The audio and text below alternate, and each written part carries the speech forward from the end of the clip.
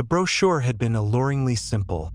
Guardian of the Azure, seeking dedicated individual for lighthouse keeper position. Solitude, stunning oceanic vistas, competitive salary. Escape the grind, embrace the horizon. It played on every cliché of romantic isolation, every yearning for a simpler, less cluttered existence that had been festering in the back of my mind for months. After a particularly brutal week of office politics and the soul-crushing monotony of spreadsheets, I'd applied on a whim, a desperate flinging of myself at the first escape route that presented itself. To my surprise, I'd gotten the job. The North Sentinel Lighthouse stood sentinel, as its name suggested, on a jagged promontory jutting out into the churning maw of the North Atlantic. Reaching it wasn't easy. First, a bumpy, hour-long ferry ride from the mainland town of Ethel, followed by a precarious climb up a winding, cliffside path that felt like a goat trail designed by a sadist. By the time I finally stood before the looming white tower, sea spray stinging my face and the wind whipping around me like a restless spirit, the romanticism had already begun to fray at the edges. My predecessor, a gruff, taciturn man named Silas, met me at the base of the tower. He was weathered and lean, his eyes the color of a stormy sea, and his handshake felt like being gripped by granite. He gave me a brief, almost mumbled, tour of the lighthouse, pointing out the generator room, the living quarters, sparse but functional, the winding staircase leading to the lamp room, and, of course, the lamp itself, a magnificent Fresnel lens, shining with a quiet, unwavering power. Silas spoke in short, clipped sentences, his gaze often drifting out to the turbulent ocean. He didn't elaborate much on the job itself, other than the basics. Maintain the lamp, monitor weather conditions, radio in daily reports, and generally keep the place running. He showed me the logbook, thick and leather-bound, filled with meticulous entries dating back decades. "Been here long?" I asked, trying to break the awkward silence that hung between us. He just grunted, his gaze still fixed on the horizon. "Too long." Then, without another word, he shouldered his worn duffel bag, nodded curtly, and began his descent down the cliff path, disappearing quickly into the swirling mist that had started to roll in. And just like that, I was alone. The first few days were idyllic in a raw, windswept sort of way. The solitude, initially daunting, quickly became a balm. The rhythmic crash of waves against the rocks, the mournful cry of gulls overhead, the steady, comforting pulse of the lighthouse lamp piercing the gathering dusk. These sounds became my new soundtrack, replacing the incessant hum of the city. I spent hours exploring the rocky outcrop, breathing in the crisp, salty air, and watching the endless dance of the ocean. The view from the lamp room was truly breathtaking. A 360-degree panorama of water and sky, stretching out to the horizon, broken only by the occasional distant ship or the jagged outline of the mainland. The job itself was straightforward. The lighthouse was surprisingly automated, requiring mostly monitoring and routine maintenance. I read through the logbook, finding entries about storms weathered, ships guided, and the occasional mundane detail of lighthouse life. It was a comforting sense of continuity, of being part of a long line of guardians, watching over this treacherous stretch of coast. But then, little things started to shift, subtle dissonances in the symphony of solitude. It began with the water. The ocean around the lighthouse was usually a deep, vibrant blue, sometimes tinged with green when the sun shone just right. But I started noticing days when it seemed off. A murky, almost sickly gray-green hue would creep in, usually closer to the shore, around the base of the promontory. It wasn't pollution. It lacked the oily sheen and foul smell. It was more like a discoloration from within, as if something unseen was stirring beneath the surface, muddying the clear depths. The first time it happened, I dismissed it as a trick of the light or perhaps some unusual algae bloom. But it happened again and again, becoming more frequent each week. And with the change in color came a change in texture.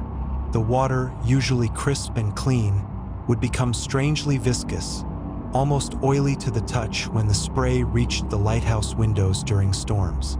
There was no smell to it, but a sense of unease prickled my skin whenever I saw it. Then there were the sounds. Beyond the usual symphony of waves and wind, I started hearing whispers. Faint, indistinct voices carried on the breeze, too low to understand, too pervasive to ignore. At first, I thought it was just the wind playing tricks, whistling through the cracks and crevices of the old lighthouse tower.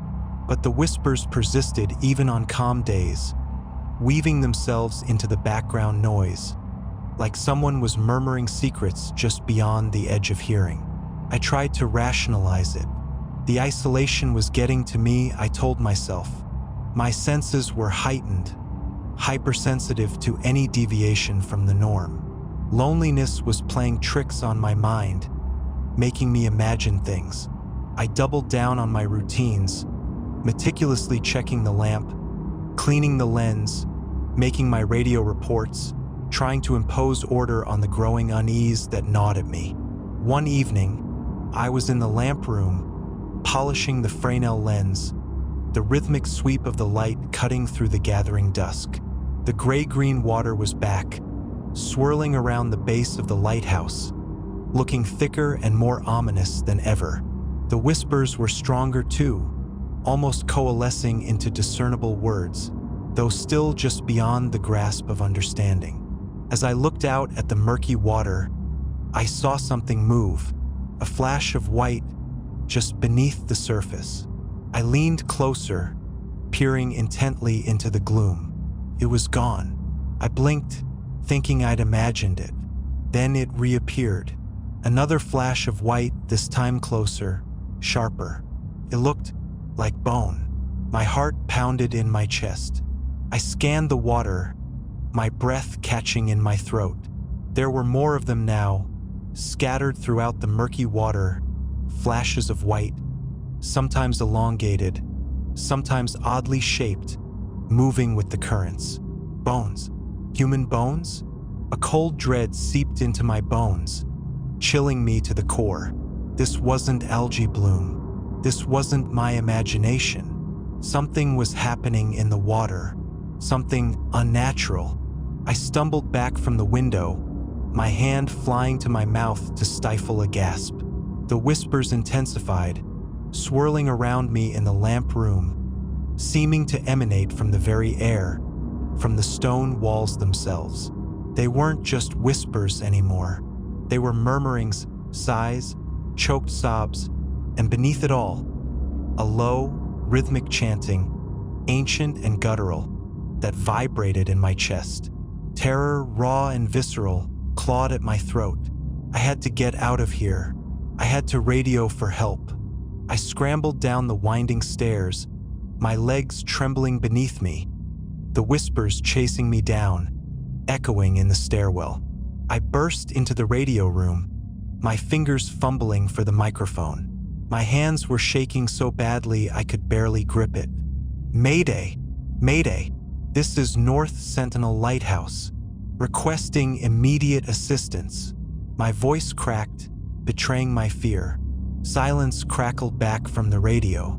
I tried again, louder, my voice rising to a shout. Mayday! North Sentinel Lighthouse. Emergency. Do you read me? Still nothing. Just static and the oppressive whispers, somehow amplified in the small, enclosed room. Panic choked me, stealing my breath. The radio was dead, cut off. I was completely, utterly alone. I backed away from the radio, my eyes darting around the room, searching for what? Escape? Sanctuary? There was nowhere to go. The lighthouse was my prison, surrounded by the whispering water, by the bones that churned beneath the surface, by something else that was stirring in the depths.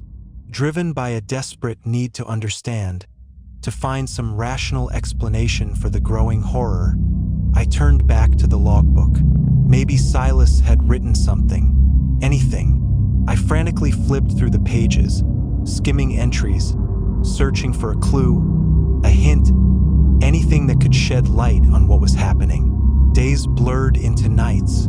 Sleep became a luxury I could barely afford, haunted by nightmares filled with shadowy figures rising from the water, their skeletal hands reaching for me, their voices whispering promises and threats in a language I didn't understand but felt deep in my soul. The gray-green water had become a constant presence now, lapping against the rocks, its viscous surface reflecting the pale moonlight like a slick of oil. The bones were everywhere, swirling just beneath the surface, sometimes even washing up on the rocks, bleached white and strangely smooth, almost polished. They weren't just human bones, I realized with a mounting sense of horror. There were bones of animals too, and things I couldn't identify, bones with strange shapes, unnatural angles, things that couldn't possibly belong to any creature I knew. The whispers had intensified into a constant chorus, a cacophony of voices that filled every corner of the lighthouse, day and night. They whispered my name, Ethan. They called to me from the water, from the walls, from the very air I breathed. They promised me understanding, knowledge, power, if only I would listen. I started to listen, driven to the edge of madness by fear and isolation. I started to decipher the murmurs, to piece together fragments of meaning from the chaotic chorus. It was a language ancient and strange, a language spoken in the depths, a language of the sea itself. And as I listened, as I began to understand, the horror intensified, twisting into something far more profound and terrifying than mere fear. The logbook entries, initially comforting in their mundane, routine simplicity, now took on a sinister hue in the light of my growing understanding. I went back, reading them again, this time with a desperate focus, searching for the hidden patterns, the unspoken warnings. I found them. Subtle changes in handwriting, entries becoming erratic, rushed, then strangely formal again. Gaps in dates, followed by entries filled with rambling observations about the weather, the sea, the birds, and then, increasingly, about the water. One entry, written in a shaky hand, caught my eye. It was dated about a month before Silas had arrived to replace him. The water, it's changed. Not just the color. It's alive. I can feel it. Always watching. Always listening. The voices, they're getting louder. They want something. They're promising things, terrible things. I saw something in the shallows today. Something moving. Not a fish. Not anything natural. God help me, I think it saw me too. The entry ended abruptly, the next page blank. The entries after that were sporadic, disjointed, filled with frantic scribbles and meaningless repetitions. Then silence. The logbook ended there, abruptly, unfinished. My blood ran cold. The previous keeper, he hadn't just left. Something had happened to him. Something in the water. And now it was happening to me.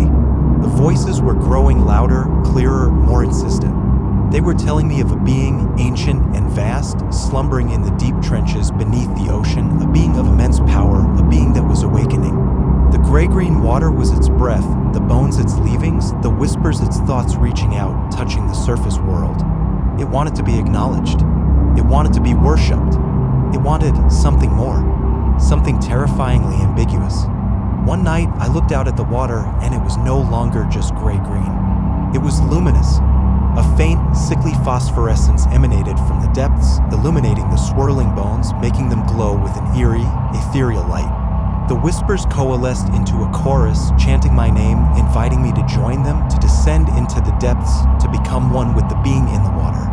A strange compulsion seized me, a powerful, irresistible urge to go to the water, to immerse myself in its luminous depths. My legs moved of their own accord, carrying me towards the cliff path, towards the churning, whispering sea below. I fought against it, battling the insidious pull, the siren song of the depths. My mind screamed in protest, but my body was no longer my own. I was being drawn, compelled towards something unspeakable. As I stumbled down the cliff path, the whispers intensified, becoming a deafening roar in my ears. I could see them now, not just hear them. Shadowy figures rising from the luminous water, their forms vaguely humanoid but twisted, elongated, their eyes glowing with the same sickly phosphorescence as the sea itself. They reached for me, their skeletal hands beckoning, their voices promising oblivion, ecstasy, transformation. And in that moment, as I stared into their glowing eyes, as I felt the icy spray of the luminous water on my face, I understood. The something in the water wasn't just a creature. It was a consciousness, ancient, vast, and utterly alien. It had been here for eons, slumbering, waiting. And now it was awakening, and the water, the lighthouse, the very air around me was saturated with its influence. The previous keepers, they hadn't just disappeared. They had been taken, absorbed, transformed. They were part of the chorus now, their voices mingling with the ancient whispers, their bones swirling in the luminous depths. And now it was my turn. With the last vestiges of my willpower, I stumbled back, away from the edge, away from the beckoning figures, away from the whispering water. Terror lent me strength, adrenaline surged through my veins, overriding the insidious compulsion. I scrambled back up the cliff path, my lungs burning, my muscles screaming in protest, the chorus of voices pursuing me, mocking me, promising that escape was futile, that I was already theirs. I reached the lighthouse, collapsing inside the heavy oak door, slamming it shut, bolting it, barricading it with furniture, anything to keep them out, to keep the water at bay. But it was no use. The water was everywhere. It seeped through the cracks in the stone walls, it dripped from the ceiling, it condensed on the windows, forming grotesque patterns, faces, figures that watched me with glowing eyes. The whispers were inside the lighthouse now, no longer just outside, but resonating within the very structure, within my own skull. I retreated to the lamp room, the highest point in the tower, hoping for some respite, some sanctuary. But even here, the water was present, the luminous glow reflecting off the polished lens, casting eerie shadows that danced and writhed around me. I looked out at the ocean, at the vast, unknowable expanse of water that stretched to the horizon, and I saw it then, truly saw it for the first time. Not just the gray-green surface, not just the bones, not just the phosphorescence, but the immensity of it, the sheer, overwhelming scale of the ocean, and the terrifying realization that what was happening here, at this remote lighthouse, was just a tiny ripple on the surface of something unimaginably vast and ancient. The beings in the water, the whispers, the bones, the changes in the sea, these were just manifestations of something far grander, something that slumbered beneath the waves, something that was now stirring in its sleep, reaching out, testing its power, and finding its way into the world. And there was nothing I could do to stop it. As I stood there, paralyzed by fear and understanding, the lamp flickered. The steady, comforting pulse of light faltered, then sputtered, then died, plunging the lamp room into darkness, plunging the lighthouse into darkness, plunging the entire promontory into darkness. Save for the sickly phosphorescence that now emanated from the water, bathing everything in an eerie, unnatural glow. The whispers became screams. The shadows solidified, no longer just dancing shapes but distinct forms, pressing against the windows, clawing at the walls, their glowing eyes burning into me from the darkness. And then the water started to rise. Not in waves, not in a storm surge, but slowly, inexorably, seeping up through the rocks, flowing over the cliff path, rising around the base of the lighthouse, lapping at the door, then forcing its way under the door into the lighthouse itself.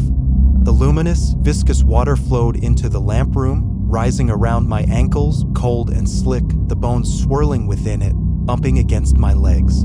The shadowy figures pressed closer, their skeletal hands reaching for me, their whispers promising oblivion, promising transformation, promising unity. And in the darkness, surrounded by the whispering, luminous water, by the bone-filled depths, by the encroaching shadows, I realized that there was no escape, no sanctuary, no hope of rescue.